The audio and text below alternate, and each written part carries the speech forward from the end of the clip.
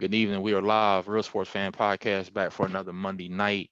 Last day in August, August the 31st, 2020, 7:04 p.m. Back season 3, episode 29. Got a very special guest, a guy that I had a lot of battles with in high school, and also I'm a big fan of his. Enjoyed his game and watching him grow up and develop from St. Michael's, Mr. Brandon Yost. Yost, how you doing, man? Good, good. Glad to be on here, Lance. Looking forward to it. Man, I appreciate you jumping on, man. Like I was telling you before, talking to a lot of the guys earlier, your name was one of the ones that always popped up from giving guys problems from your shooting to your athleticism and just a lot of the impact that you had, with that St. Michael's program, man. So it was only right, what I mean, to have you on here, man. So again, I just want to say thanks, man, and appreciate you.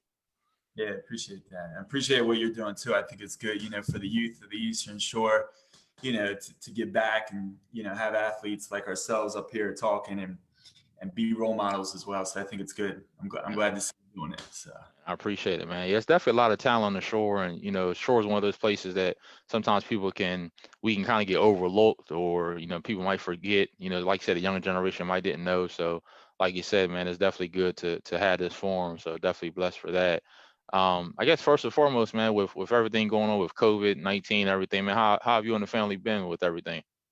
it's good. I mean, it's definitely an adjustment. I've been fortunate where I can work from home now, but I'm such a people person. I love to be in the office, so it kills me to like, be at home, not be able to cut up with my Yeah, colleagues and stuff. But at the same time, you don't have that big commute.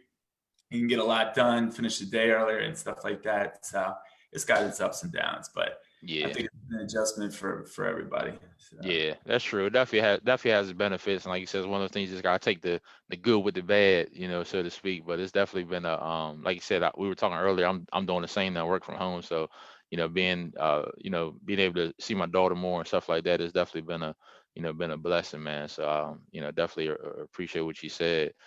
So have you still been hooping, man? I see I see a couple videos or a couple posts. I think one post you had, I think you was playing and you had like I don't know if it was, I think he had blood up here. Was somebody hit you with an elbow or something you were talking about? Where you playing ball at nowadays? so I actually play in Baltimore. It's crazy because I'm sure you remember like the days of growing up, everybody, 4 or 5 o'clock, freaking cars be lined up and down the street. Hmm. That kind of went away. I felt like with technology, I felt like True. everything got kind of soft and, the outdoor game, I always think of the movie like White Man Can't Jump, Hmm. Hmm. through all the competition, talking smack. And so I've been playing in Baltimore and it's been great, man. It's all different people out there playing. It kind of feels like the old school vibe, like how it was when we grew up. Yeah. And it's just good to see everybody out there playing. And I'm playing once a week. I'm not killing myself out there. I'm just trying to, Yeah. sweat off those donuts a little bit. Right. I feel you But on that, man. It's a little different now. We gotta punch that clock now. It's a little different. right. But yeah, they play up there, and it's always good runs. So it's been good. Man, that's good, man. Yeah. That's good. That's good. Definitely good to see you, man, and good to hear your voice. Man, let me. I guess let's start off, man. Just talk about growing up.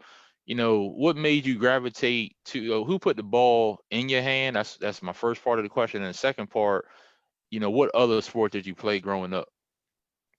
Well, yeah, growing up, so my parents didn't play sports at all. My brother and I, we were pretty athletic, I'd say, but we didn't. Nobody grew up putting a ball in our hand. Basically, I just started watching basketball on TV, and I gravitated towards it. Fell in love with Sean Kemp. That was my idol. A lot of Love people it. like Jordan at the time, but I was a Sean Kemp fan because I loved his demeanor, and he was like the quiet assassin, but super athletic. And I would just go in the backyard and pretend I was the Rain Man, Yeah. the crazy zebra shoes like that. Yeah.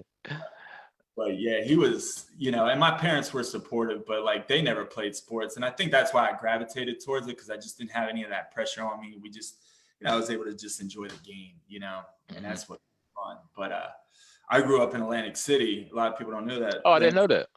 Yeah, in New Jersey. So we started playing, I was on travel leagues when I was like third, fourth grade. It was pretty serious up there. And then my dad retired when I was in high school, and so we moved down here. And so that's when I was able to come down and play at St. Michael's and stuff. But Wow. I've been playing since I was like 8. Yeah, So. yeah. Wow, I never knew. See, that's why again another reason I like having these forums because I never knew that. So you moved down here, was it just in time for ninth grade? Yeah, it was like I think it was they were just starting up my freshman year that season. Okay. Okay. Dusty was coach and Dale Green was a coach. Yeah. Yeah. Awesome. Awesome. And we got a couple people that already shouted you out. So you got one of the coolest last names. So everybody always just says Yost, Yost. So you got White on here. You all used to battle for St. Michael's and Cambridge. You got Mike Blake on here. Obviously St. Michael's Easton and a lot more, man. So they already on here shouting you out. Yeah, there you go. Nice. Yeah, man. Yeah. So your skill set too was very unique as well because you could put it on the floor, you could shoot the three, you could post up, you could handle. I mean, you could do a lot at your height. I mean, sometimes some papers list you 6'5", 6'6", right in that range. You can confirm that height in a second. But what made you such a good shooter? I just wanted to know because I always was impressed. A lot of big men, they always try to make you play with your back to the basket or try to change your game up and stuff like that. What made you, such a good shooter? We so actually I don't know if he's listening, but Matt Goodrich, he played at Easton for a little bit. He would come all the way down from Easton, pick me up, and we go to the Y and we just shoot. We'd shoot for hours, man. Sundays, we'd shoot from like 12 to 3. And that's all we would just keep shooting around the world, come back, do it again, do the top of the key, and we would just shoot, And I had to play my back to the basket, obviously, because I was a big man. So, you have to play the big man position. But, I always thought that was kind of, if a big man could shoot too, then people had to respect your jump shot. And then you could also go by him, True.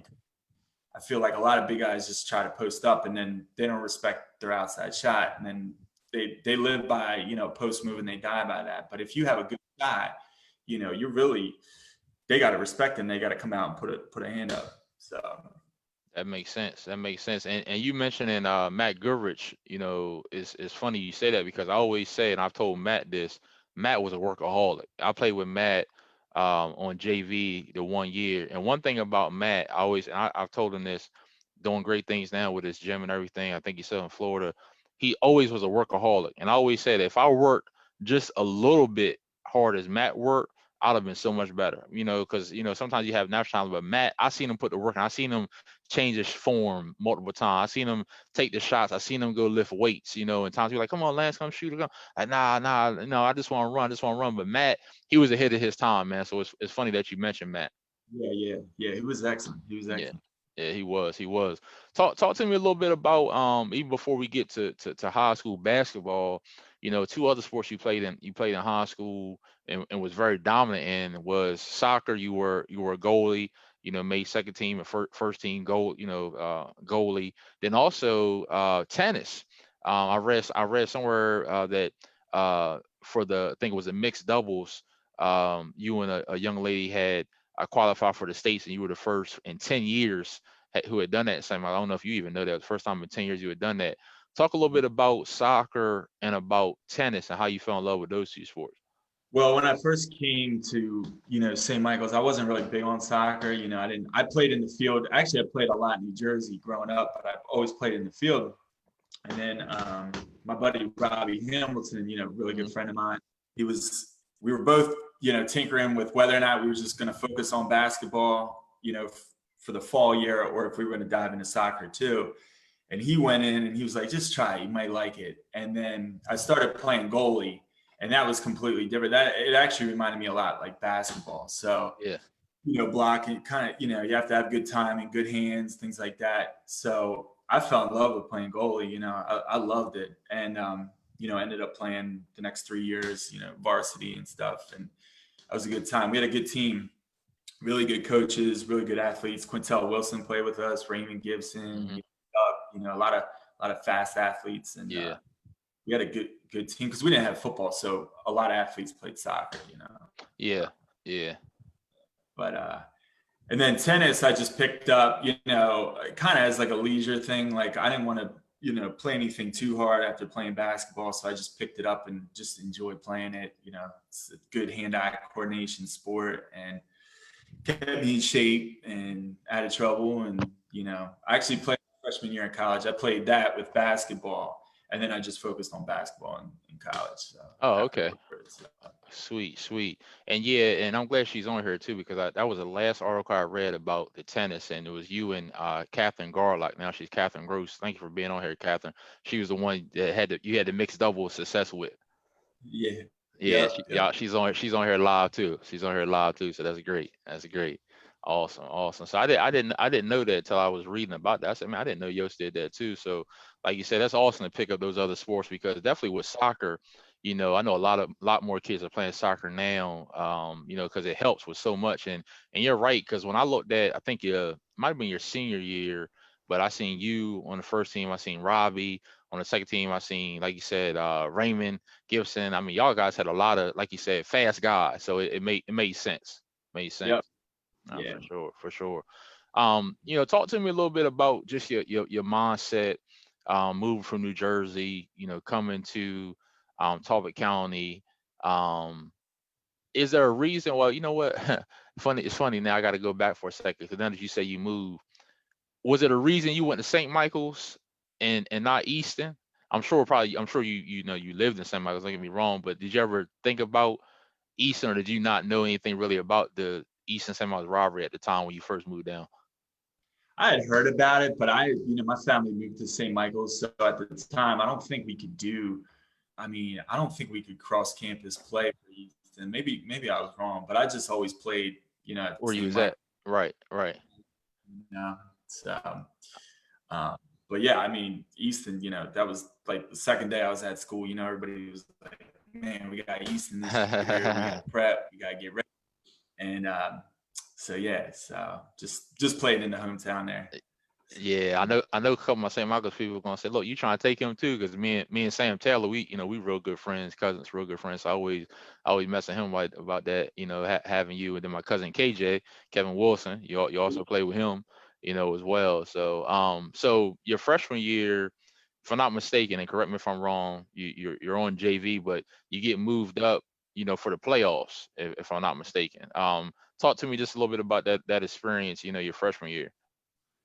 Yeah, I played a couple games in varsity. I wasn't really ready, like mentally for it. I was, a freshman, and there's a lot of good talent at the time. And I, played a couple games and then decided, let me go back to JV, play a little bit there, get my confidence up. And then they had moved me to varsity my senior, or at the end of my freshman year to play in the playoffs. But I was just coming in off the bench at that point and just getting experience from other guys and things like that. But Right, it was right. just a learning experience. That was a lot. I was like 6'2", but I probably weighed like 150. I was like super Is that skinny, no right? muscle. Yeah.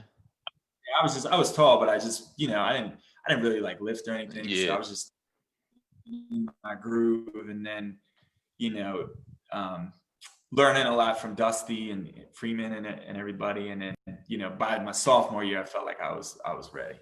So That's awesome. And talk about your sophomore year.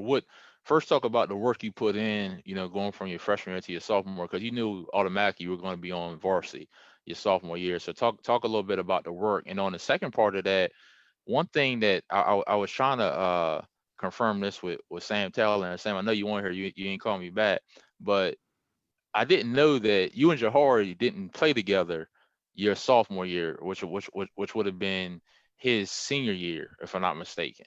Because you guys had a deep team. Yeah, you, KJ, Quintel, Matt Goodrich, yeah. Rob. I mean, the list goes on. So just talk about going into your sophomore year, the type of work you put in. I was always like a big, I love to practice. I believed in, practicing before practice, after practice. I always wanted to play in the hardest places. We drive to Cambridge and play at the Y there, or, pick up wherever, St. Michael's had pick up. We'd always like to play street ball because I felt like if you could play there, on the streets, you could play, anywhere. So I just would do that and then play, try to practice as much as possible, go to the Y. Um, I went to basketball camps as well because like had alluded to earlier, we get a lot of recognition for baseball and soccer, but not much for basketball. And it's a Mm. shame. I feel like we got a lot of talent. We got a lot of talent on the shore. Yep. A lot of times, when I got recruited in college, I had to go to like a 5-star camp just to get looked at. Nobody Hmm. was talking about the games and stuff like that. So, you really had to go out and make a name for yourself and go up against these guys. Like in the summer, when I went to 5-star camp, you're playing against like the top people from Jersey and, New York and Philly. And, it was like you had one day to showcase yourself. And if you didn't make it in the A team or Yeah. whatever, Or the B team. Yeah. then you didn't even get looked at on the B team. It was Hmm. basically Yep. the A squad. Um, so I just always went to the camps and, always practiced, would just dribble up and down these country ass roads we got around here, just, Right. working on my handle and doing stupid stuff. And, it just takes time, like anything, it's just Yeah. practice, Yeah. but, and then AAU, I was playing with, Mike Blake and D Jones and, Mm. Rob Lane, a Yeah. bunch of good Charles Pinkett, Hmm. he's a great, Yeah. got a lot of good experience with them, in the summertime. So that was good. That's good. That's good. And I'm glad you said about camp because that is one thing that, I've always tell people to go to too many camps as you possibly can to play against that top notch, competition. So, I'm glad that you mentioned that. Staying on your sophomore year for a second, first game of the year, y'all come to Easton. That was my junior year, your sophomore year. We pretty much handled y'all that game, first game of the year. We home. It's a rival game. It's easy to get up for. But going to, I want to talk a little bit more though about the next game when we went to St. Michael's. I don't know if you remember that game, but y'all actually had us by 10 right before the half. But we had a 5-point swing. I got a and one and hit a shot. We cut it to like 5, and then Cavi came in the third and just did what he did. Shot the lights out. Just tell me a little bit just about that rivalry that year, or anything about those games you might remember. God, that one year, I just remember that my sophomore year, I think you came out to, I forget who it was, some song. It just rings in my ear. Yeah. Oh, it was fabulous. Keeping it gang. Love it. It was crazy, man. And I just felt like, man, I was like, that was at home at your place. And I was just like, man, we got a work cut out for us tonight. But you guys had a lot of talent. There was a lot of good talent out there. And I just remember I think we hung with you guys at home, but, obviously you guys were a little Yeah. more talented that year and, bigger, a little bigger and faster. And Yeah. you had the inside out game where you had people shooting threes and then you had people that could score down low and a lot of slashes too. That's what I remember. A lot Yeah. of Yeah. slashes. Mhm. Yeah. Yeah, that's a good point. We did have a lot of slashers. And like I said, that game down there was really nip and tuck. I remember you had a real solid game. You always put up good numbers, against us. It was hard to guard you. I always say that. I mean, far as people that I had to guard, myself, you definitely are in the top 5 because you're so versatile. I'm just thinking off the top of my head, guys I had to guard like you and D Jones and AJ Gould, guys like that, man, just versatile guys that could do, so much. So, but you ended up averaging 16 and 11 your sophomore year, great sophomore year. End up being on that was the first year, one of the years they end up having 3 teams. I think he was on the third team that year, and then all the momentum is going into your junior year. So talk to me about with that jump between sophomore and junior year. Did you go to another camp that summer? Did you just work on your game? What did you do going into your junior year? Yeah, I think I always went to camp every year. I went to the Maryland camp and then 5-star camp. And then I think at that time I was playing AAU too. I'm pretty sure. Yeah, I think he was that year. Yeah, I remember that. Yeah. So in the summer we were just playing nonstop. But by your junior year, you're pretty much, you're in cruise control where, you're getting bigger physically, you're confident in your shot, you know who you're playing with on the court, you got good chemistry with people. So I just feel like by your junior year, you're pretty much, at that point, I felt like I was in my groove at that point. But a lot of practice, we were playing all summer. I was playing in the fall a lot, up until that point, Yeah. with soccer, I'd go home and still practice basketball and stuff like that. So, like I said, we went to the Y every Sunday playing ball, even Saturdays. So there was just a lot of practice going into that. So Awesome, awesome. And I'm glad you keep saying that because it makes sense now, like you said, your skill set, man, because you were so skilled as a big and you shot so good. So those camps every summer, that's one thing I said I didn't do enough of. I went, I think Mike Blake, we went after eighth grade, right before ninth, and then I know I went after 11th, but that between ninth or 10th or 10th or 11th is that window. So I'm glad you keep saying about camp, about playing. If the youngsters on here listening, like say, work on your craft, work on your game, and just keep grinding. So your junior year, obviously, you're going in a lot more confident. You got your first varsity season under your belt. You made third team as a sophomore, average a double double. So now you're going into your junior year. It's going to be a little bit more weight on you. With guys graduating and stuff like that. What was your mentality? Going into that year, was it necessarily knowing I'm gonna have to score more? Was it just seeing how the game's gonna go? Just talk to me a little bit about just your mindset first going into your junior year. yeah, I think my mindset was just, I always wanted to be on that, my goal overall was to be, first team every year, my junior year on. So I was really trying to play for that first team, all mid shore, because that was just a dream to have your picture next to the top basketball Most players. definitely. That was just the goal. And then the mindset was just to go out there and just, play as strong as I could every night. And we had a lot of good talent. I had Ray Gibson. He was excellent, Yep. excellent. Robbie, Doug Brummel, Cortez Butler. These guys were all, they didn't get a lot of, we didn't get a lot of publicity in St. Michael's, but they were really good athletes. Yeah, And we they were were. pretty tall too. I mean, Cortez was 6'3", Doug was like 6'4", I was 6'6", Raymond was super fast, Yeah. Robbie was, a hustler and a good shooter. Um, so I felt like we started gelling, at that Yeah. point. Yeah, for sure. And I know, and you also had DJ Brooks that one year, your junior year. Yeah. Yeah, because I remember us going there. So we went down St. Michael's that first year, that first game, went down St. Michael's, and I think first half was kind of back and forth, and then I think we kind of broke it open the second half with a lot of dunks and stuff. But again, I mean, you still got your numbers, But I kind of want to fast forward to the second game in Easton, where y'all stuck with us pretty good. Just a quick story, real quick.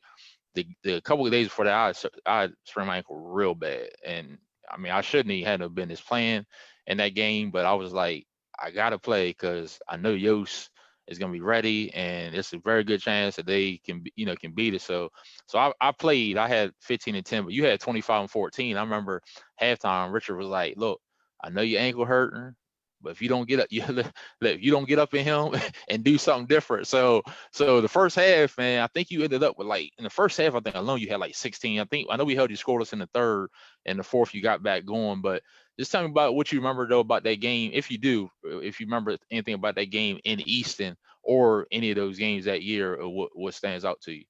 Um, I mean, I always felt you guys played tough, man. I always felt like you played it. You were already like ready to play St. Michael's. It wasn't like any other game. You guys always came to play us, and you guys played real aggressive. I remember that. Like, you guys would come down the hole and dunk on us. I mean, it wasn't always pretty, but and you guys had Derek. I think was that my Yeah, junior? yeah, yeah. You're right. Had there. Yep. Hmm. Gary Somerville, right? Yep. Had him in the first game. Yep. Yep. So super. I mean, you guys were stacked, stacked. And then it was honestly like that was a big. Derek was real long. He was a big presence, and Hmm. Gary could slash to the hoop and score and shoot. He was good.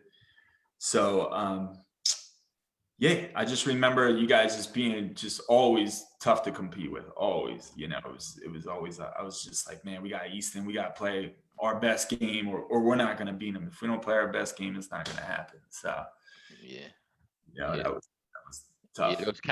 that county rival game is always a great game to just be in, from the fans and from the competition and stuff like that. But like I said, you had a great game, 25-14. We only beat y'all by 10 that second go around, so we barely, skated out of that one. But a couple of highlights for you that season against North Dorchester. That you had 36. Mhm. 36 against North Dorchester. Do you remember thinking just about how hot you got that game and just some of the numbers you put up that season? Yeah, so the game before that, I was like foul ridden, and I only had like I'll never forget. I had like 6 points my first Yeah, game because I was so like ready to play that I just was like too too. ready. Hmm.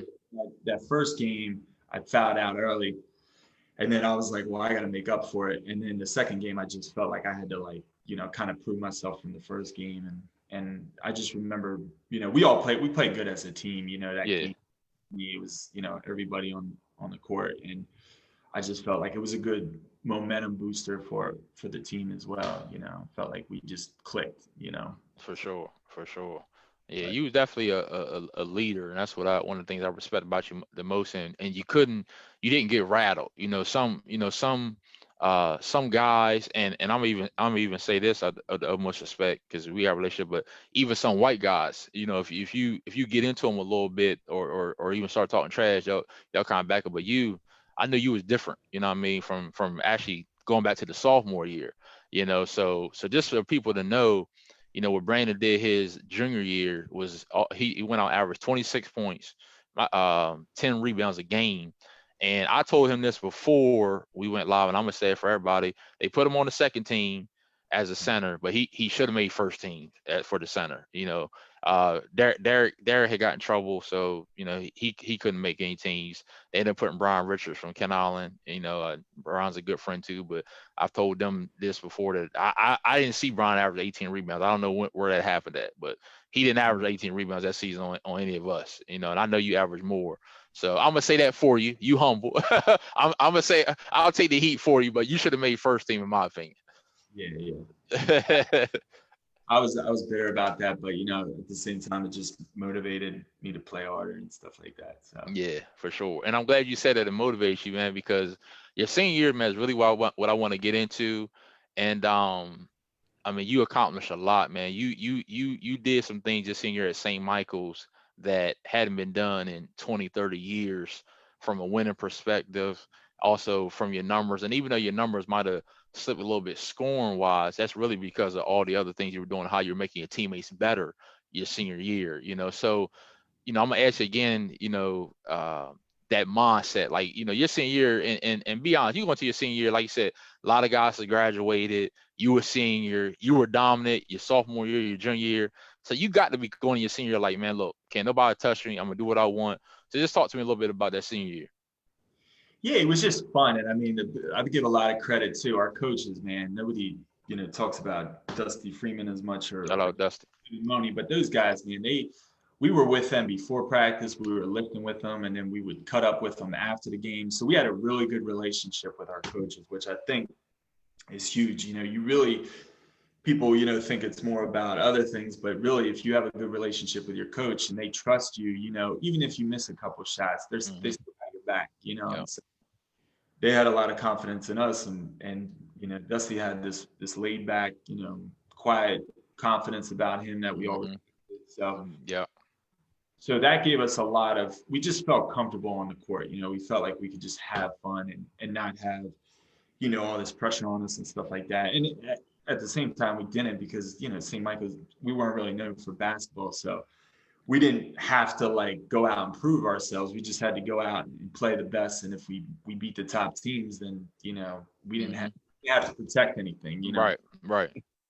Um, but just I was just practicing a lot, and basically just trying to have that killer mentality where if somebody talks back to you, you don't even have to say anything back. You just prove it in your game, and I think Hmm.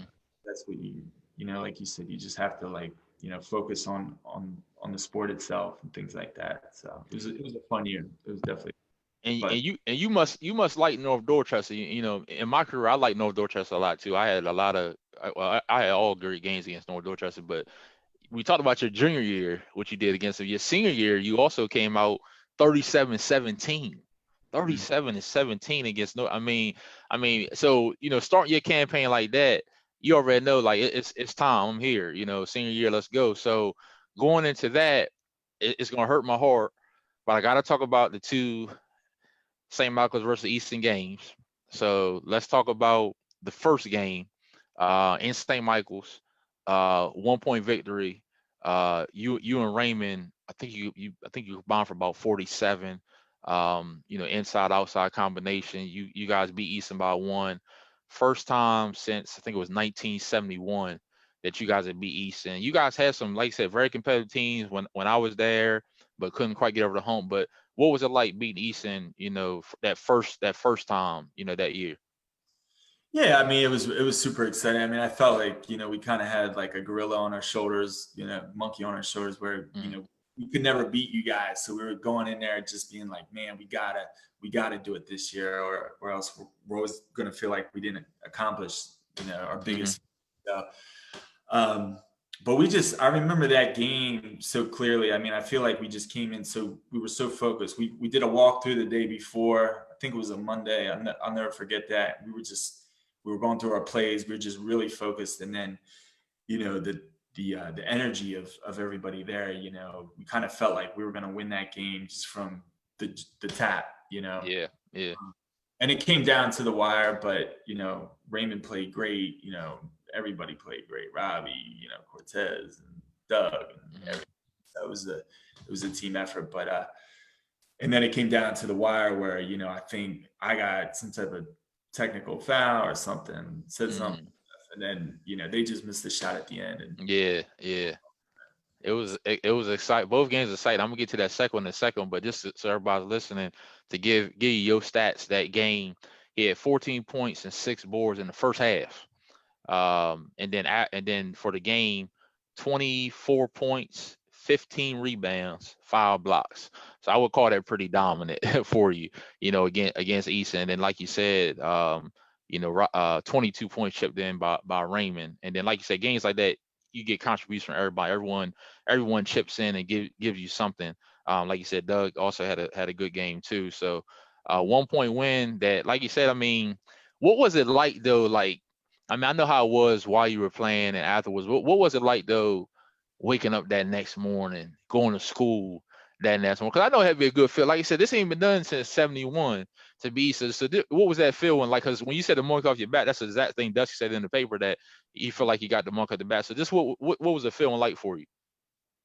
yeah, I mean, I think it's the best feeling you can have. I mean, even some of the other games we won, that year, and really good games. You wake up the next morning, and you know how it is. Like, hmm you play good, you play good, and you can sleep good that night.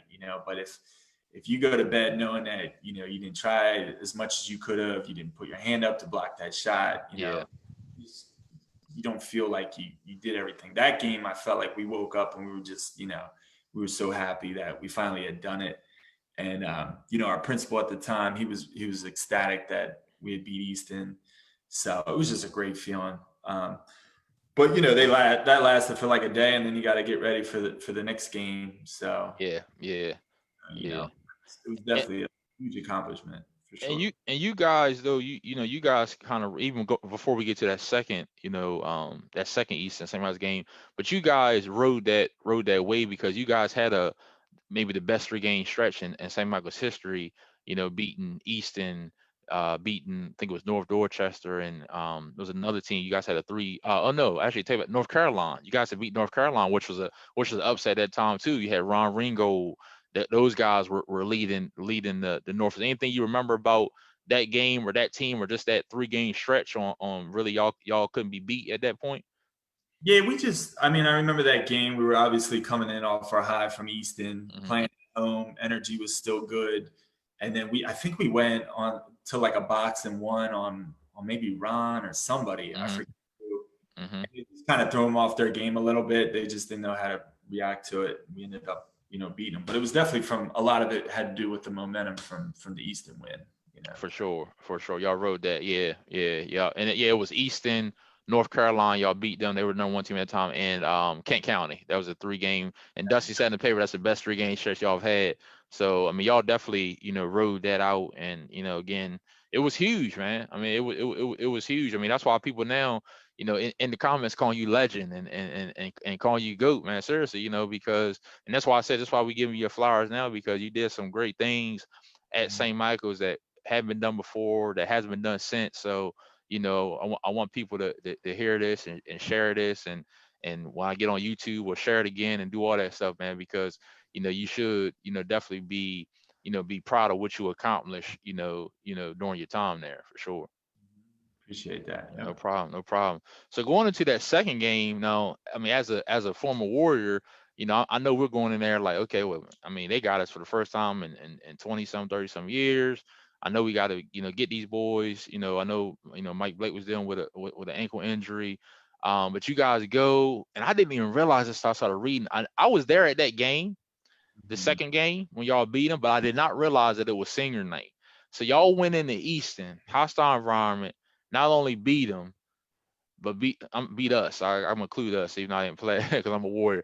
Not only beat us, but beat us on senior night, and you had 27 points, 11 rebounds, and Miguel Moran hit the big three with about 3 seconds left to win that. I never forget seeing it. I was like, wow. And I know Miguel. I was actually it's crazy because I was happy for Miguel. 'Cause I know Miguel a long time. You used to go Easton. So what was that feeling like, man? With that, you beat him once, but the sweep Easton. Yeah. I mean, what was that game like and that time like for you? That was a tough game. I mean, I remember us being down a lot of that game, and then we were kind of playing back and forth, and Dusty had talked us up at halftime. I think Ray was out that game, so we were down, a point guard, our top point guard, and we just battled. I remember we were shooting the ball good in the second half. Um, and just stayed focused. And honestly, I can remember I didn't think we were gonna win that game. I honestly didn't. I was like, there ain't no way we're gonna win tonight because I just Mm-hmm. felt like we were just, we were a man down. We Yeah. just didn't feel like we had the same groove that we did in St. Michael's, and we just all came together at the end. And then Miguel hit that huge shot. I mean, Yes. that was incredible. And it's just like it's a team sport. Without he was a great 3-point shooter outside of that. So for him to hit that was awesome, because I think we were trying to go to me and I was covered and, he stepped up and hit that shot. And that was great. Yeah. Yeah, for sure. It takes guts to shoot that because obviously, not only did obviously you wanted the ball, but obviously everyone Easton knew, okay, they got to go to Yost. So for him to step up, have the balls to shoot it, and see what happens, and he made it, man. And it was a good shot. But I remember I was like right on the front second row. I just went ahead and like, wow, he really made that shot. That was a crazy. So like you said, man, not just for y'all to beat Easton once, but y'all swept them, and that capped off a great year. I mean, y'all won a lot of ball games that year. I know at that time y'all be Easton, y'all was right at like 9 wins, so I'm sure y'all end up getting in double figures, as far as wins that year. But I mean, you guys, you really beat some great teams and had a great year, and you end up being, first team, and that year, I think you averaged 24 and 12 that year, your senior year. And I even remember too the All-Star game. I don't even know if you remember this, but I was at the All-Star game when y'all played, and y'all brought the North bat. I think Jones had like 26, you had 22, and like 12 in the All-Star game. So what do you remember even about the All-Star game? I don't even know if you remember that. Oh, I remember that. That was a fun game. Um, that was probably one of the funnest games I ever played in because it was just so much good energy, packed Yeah, DJ yeah, court. It was just such a fun environment, and there was actually a lot of scouts there and stuff. yeah, I yeah, think they had the South, um, but they missed so many wide open. I remember they missed like 3 wide open dunks. They were just trying to do too much. And yeah. we basically just like hung in there, and we had a really good practice before that. I remember at North Carolina High School. Hmm. Practice, I was like, man, we got a good squad. Like I Hmm. felt, but that was a really fun game. D Jones played good. He always did. Yeah. Um, and we just ended up with the victory. I forget how much we won by, but it was a close game. Yeah, and I'm sure, it had to be fun. Like I know even me in All-Star game, being able to play with guys that from other teams, and also for you, guys you play AAU with, Yeah, Jones, Brendan, Mike, Mar, list goes on, guys like that. So I know that had to be a real cool, aspect, of it as well. But yeah, you guys went back and forth, and you guys did pull it out. I was even trying to remember what the score, oh, 109 101. Yeah, 109, y'all pulled it out, 109 101. So I was at that game because I was down Princess Anne, and I ended up coming to that game. So that was a great game. That was a great game, man. So you capped off a great senior year. What was your mentality? Well, I ain't gonna say your mentality. Obviously you wanted to go to college to play ball. mhm. Let the people know, where you went, where you ended up going, and just your thought process and trying to find a good school. Yeah, I mean, it was. I had gotten recruited to play at Randolph-Macon, and the coach at the time, he now coaches. He's the head coach at VCU now. Really good Awesome. coach, Mike Rhodes, who played there for a year. And I was just a freshman. I think at the time, I just wanted more playing time. So another scout that had followed me in high school told me to come up. He had went to Franklin and Marshall, so I followed him up there and played up at Franklin and Marshall. Another. They were both D3 schools, but we were always like top 10 in the country. So we had a lot of good talent, a lot of people that probably could have went to like a lower D1 school, but Yeah. decided to go like that. But yeah, I mean, at that level, everybody's good, and everybody's 6'5", 6'6", everybody was the top player in high school, anybody on the Eastern Shore that played college basketball, I mean, they'll tell you the same thing. I mean, everybody's good at Yeah. that level. Yep. So Yep. And that's what I respect about you though, man, because again, you hit it right on the head is that you 6'5", 6'6", on the shore, they got you playing power forward, center. But like you said, you go to college, you really a two guard, maybe a three, so I'm sure your skill set, helped you continue to develop and mature in your game. So just talk to me a little bit about your college experience as far as just it don't have necessarily about ball, but obviously with ball and just your college experience overall, with that. yeah, I mean, college basketball was just such a grind. I mean, you had 2 days. We didn't really have like Christmas vacation or Thanksgiving. We played all through the winter. Probably we would, if we weren't in class, we were watching game tape. We were playing, having 2 days in the morning and then practice at night. So it's just a grind. But you play against, the top players, from all over, and you're playing with excellent, teammates and things like that. But both coaches were really good. I mean, at Franklin and Marshall, Glenn Robinson, he was like the winningest coach of all time for D3, and I think in college too, in general, college basketball. So these guys had so much experience and the knowledge of the game that you just learn. You think you know everything, but then you go to college and they teach you, five other things that you didn't even have a clue about. So Yeah. it was just an experience. And for anything, I mean, eventually you stop playing basketball, but it taught me to be really, diligent, to work hard and time management. And, I couldn't really party. We got after it, but we didn't party like, most Yeah. kids do in college. Yeah. So busy with basketball and stuff like that. So it helped in the real world because after, I graduated, I felt like my mindset was, to work super hard and Mm-mm. do well and like stuff like that. So, yeah. And So. plus, you were always good, for kids that could be me listening to this. We talk about sports, but the grades, are important. And Brandon was in the top 5% of his class. I see that. Your accomplishments there. Seeing the picture in the paper, from your graduating class and everything. And then also, didn't you get like was it like a Wendy's Heisman Award or something like that your senior year? Talk to me a Yeah, little bit about that. yeah, that was cool. So it was the Wendy High School Heisman Award. Basically, it was for the state of Maryland. I think it was for, really good academics and good athletics. It was like a combination. I don't even know. I wonder if they still give it out, but it was kind of cool because, St. Michael's got it. And we were Yeah, just a small school. And felt like that was on the map and stuff like that. So that was really cool. But yeah. Yeah, for sure, man. I mean, that's a huge accomplishment, man. So I was look through some things and I came across it. I was like, oh wow, I didn't know that. So that's pretty cool. That's pretty cool. So what was life like? After college, when you find out, well, however far ball's gonna take you, and just your what you studied or what you do. But just talk a little bit about after college, career wise, and just some of the things you're doing. Because I've seen a lot of things you're doing, man. For even men. I've seen some things, even for men and for dads and stuff like that I've picked up and seen you doing, man. So just talk a little bit about some of the stuff you're doing right now. yeah, after college, I always, I played basketball, but I was ready to go and, work and Mm-hmm. basically, you know, do well in business. That was my thing. Is I always wanted to own a business or do really well in my career. Um, and worked right out of college for a company, and then went through a crazy divorce, a couple years ago. Mm-hmm. But I think the biggest thing, that I learned through all of it,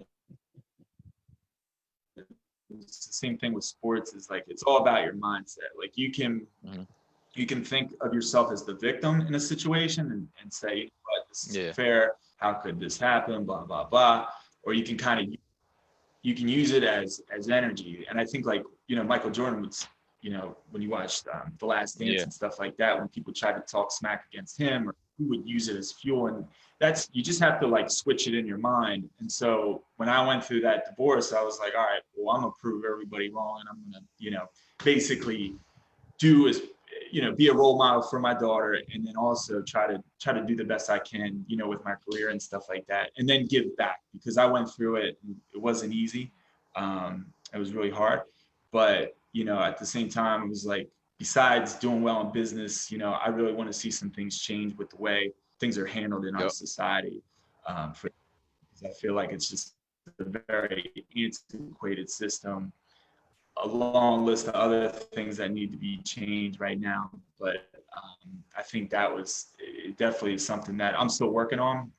And, it's a support group for men that have gone through it, gone through divorce, and just need, an outlet, or they just need advice, whether it's legal advice, financial advice, anything to help them through that process. Because, when I went through it, And can you hear me? yeah, I commend you. I commend you a lot on that, man, because it's one of the things that, because it's some things that before I even go live and we talk and all that I like to ask, can I ask you this before?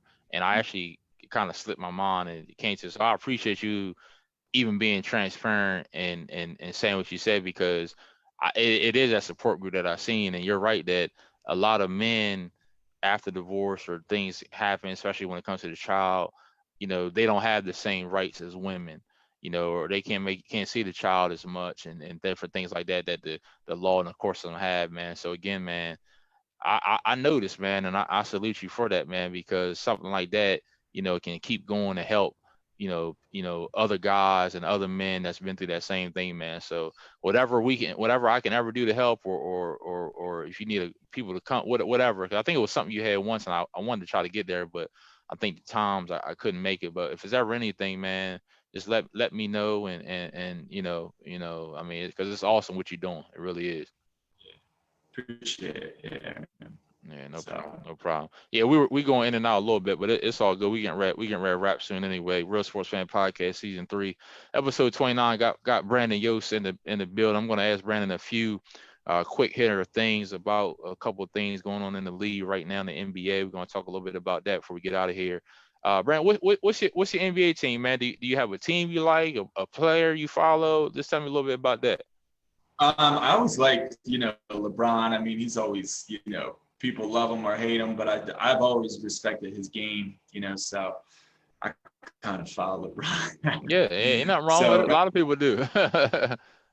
And I think the thing I like about him, again, whether you love him or hate him, is he gets his teammates involved first, and then he can take over. And I think that's something that no other, every other high producing scorer needs to shoot, 50 shots, where he can let 20 that shot really turn it up, So I'm glad you said that, because that's kind of one of the reasons I never really get why so many people don't like LeBron, because just thinking from a ball perspective, playing with different guys, like why wouldn't you want to pass first guy on your team? Like someone that's going to pass first, get you open looks, get you looks, and then they go to score. So him being so unselfish, is a great point. So with saying all that, are the Lakers going to win the championship?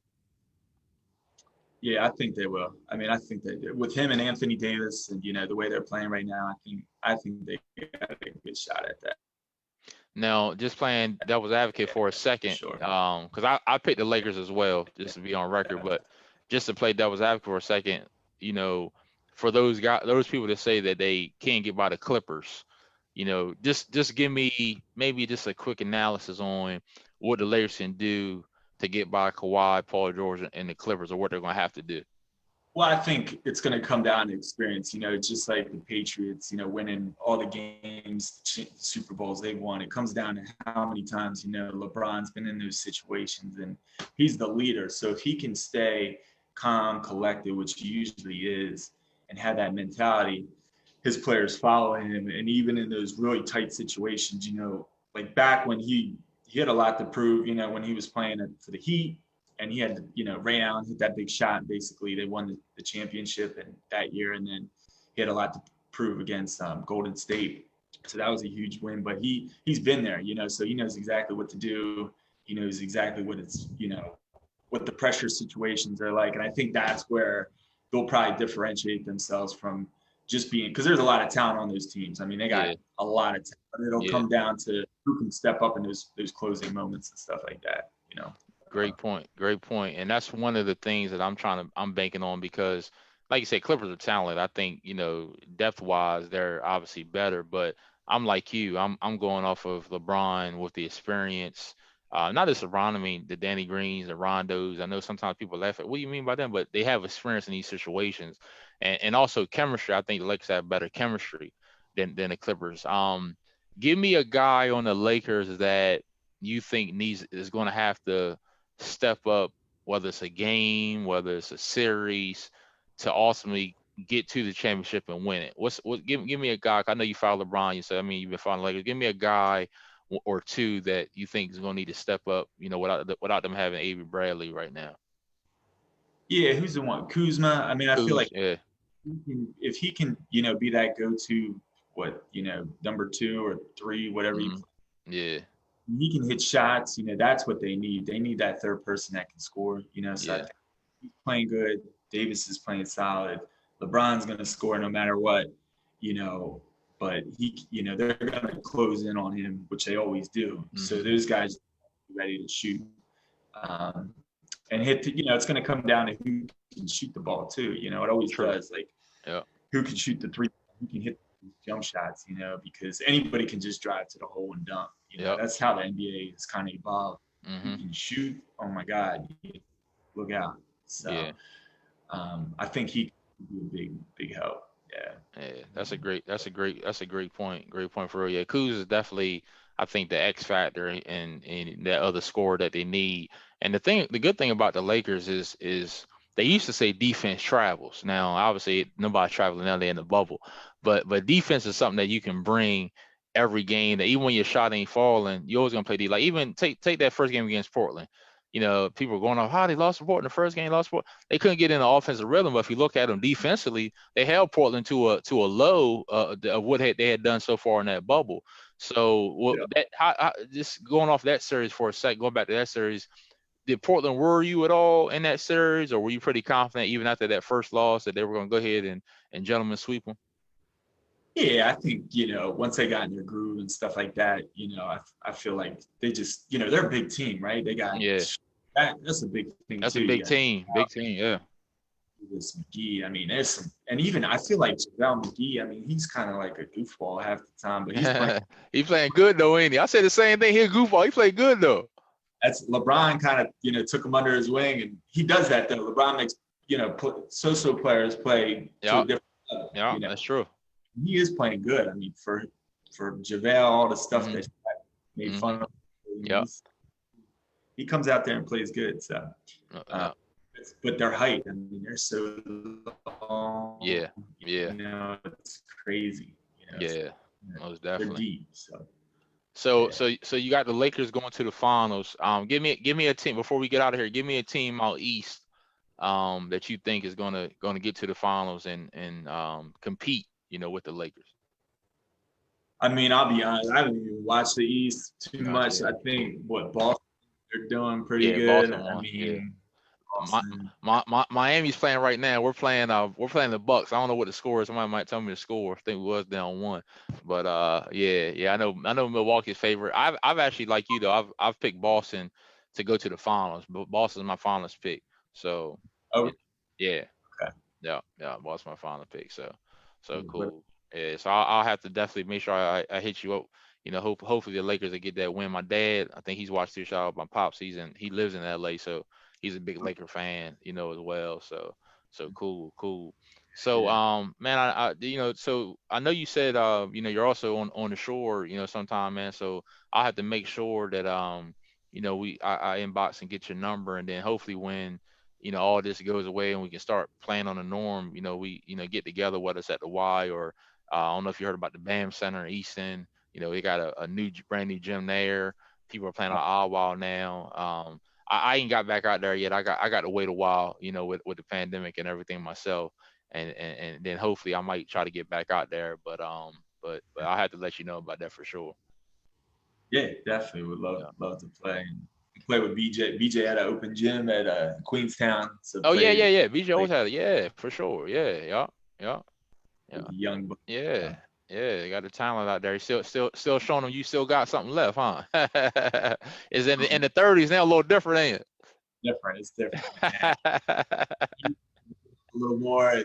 That's the biggest thing is your vertical. You can't get up quite as high, but it was still fun to bang around.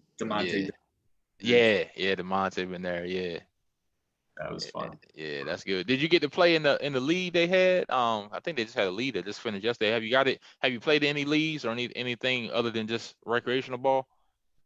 Not really. I played so right out of college, we would play in a league called what was it? Oh, Truxton Park in Indianapolis, and that was there was some tough players out there. That was all. It was like a street ball outdoor thing. Mm-hmm. So I played it for a few years, but I just like to go out there and like play pickup and have fun. And Yeah. I'm a lot of people hit me up to play, but I'm just so busy with my daughter that it's kind of Yeah. tough. Yeah, that's first, man. Yeah, I understand. At Yeah. age, I got to kind of really be around here a lot right now. So Yeah, that's understandable. Cause I think that makes sense. Cause I think I play with Mike. I play with some of your St. Mouse guys, Mike Turner in the league and Glenn Burney last couple of years, and he was trying to get you last year. Mike Turner was, and Doug. I yeah, played with Mike, Doug, and all them. We all play. So I know he was trying to get you last year, and I know he was saying you was busy and stuff. So yeah, it was fun though. Yeah, it was a lot of fun. Yeah. But man, I definitely appreciate you, man. Anything else, man, you want to say to the people, man, before I let you go and we get out of here? no, I mean, I just obviously I've been on the Western Shore for a while, but I see all the great impacts you guys are doing. Running camps and really giving back to the youth. I feel like there's a lot of leadership, which is what we need on the shore, especially in basketball. I'm so happy to see that. I scroll through on Facebook and open gyms and leagues and Mm-hmm. basketball youth. I mean, it's just good to see because that was kind of scarce when I was growing up here, Yeah. and I'm glad to see people are taking the initiative and doing that because that's what we need. There's a lot of talent here, and everybody talks about baseball and this and that, but we got a lot of basketball players here too that need to be recognized. So Yeah. Well said, man. Well said. Well said. Well, man, I definitely, again, man, appreciate you hopping on. And like I say, you definitely, one of the guys that, always comes up on these, episodes when I had Boo on and D Skinner and LT, different people, man. So again, man, I salute you, man, and keep doing what you're doing. Keep fighting like you fighting.